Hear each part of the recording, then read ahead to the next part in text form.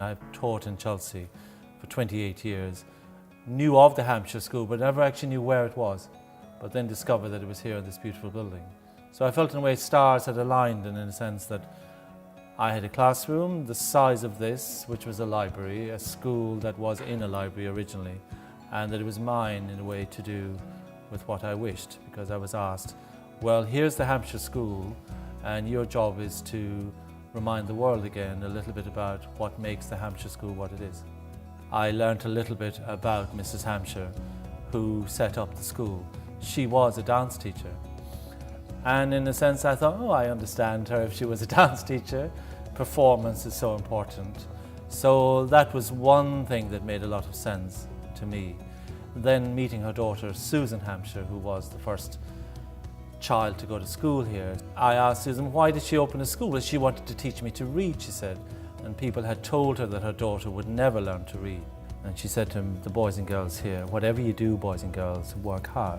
If you work hard, anything can happen. I feel very, very honoured to be in a position where I can every day welcome people into this school and say that if you work hard, you will achieve a lot. I get asked again, are you an international school? Are you a British school? And I said, well, we're a British international school.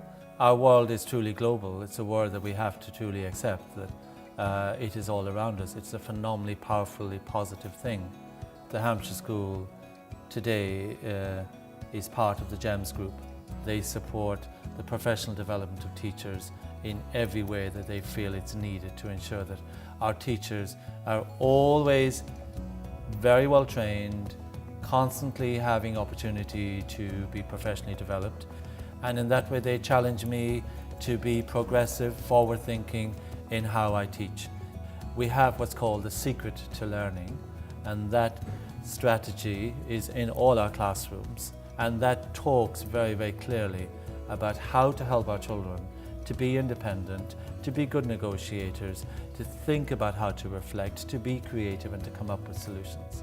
They will grow up to be these confident young people who will identify and recognize how they feel all the time, and then will act upon it and will think about how they feel and will speak to others and verbalize it. The child can come here as themselves and they will never be asked to be anybody but themselves.